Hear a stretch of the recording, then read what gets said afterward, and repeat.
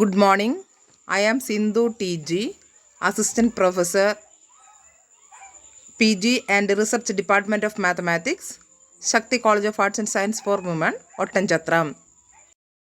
Students, today we have to discuss about the topic linear equations of the second order. A differential equation of the form d square y by dx square plus p into dy by dx plus qy is equal to r is known as linear equations of second order.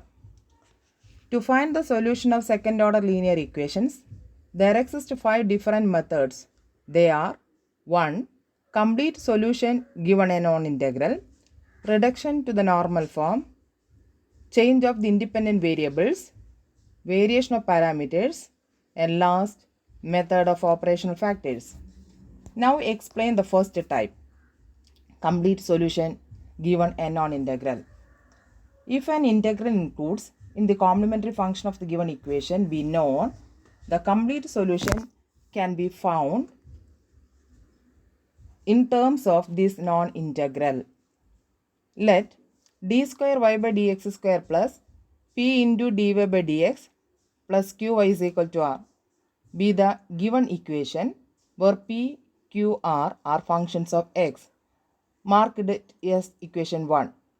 Let y is equal to y1 be a non-integral in the complementary function of equation 1. That is d square y by dx square plus p into dy by dx plus qy is equal to 0. That is the above equation becomes d square y1 by dx square plus p into dy1 by dx plus qy1 is equal to 0. Putting y is equal to y1v in equation 1, where v is a function of x, we get y1 into d square v by dx square plus dv by dx into 2 dy1 by dx plus p into y1 is equal to r in virtue of 2. This is linear in dv by dx. Hence, dv by dx is equal to c1 by y1 square into e power minus integral p dx plus e power minus integral p dx by y1 square into integral r y1 e power integral p dx.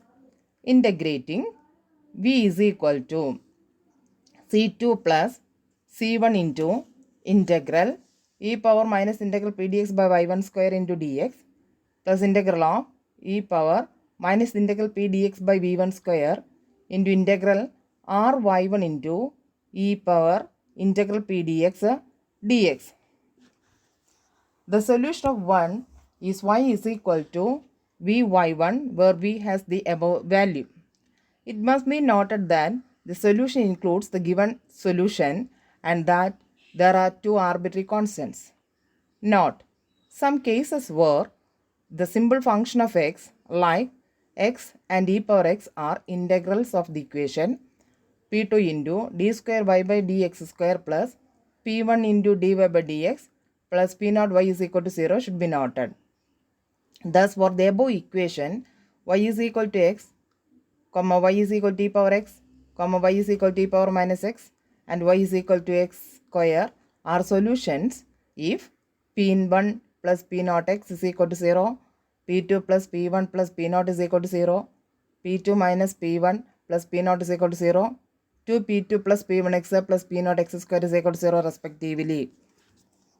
We have to discuss some examples.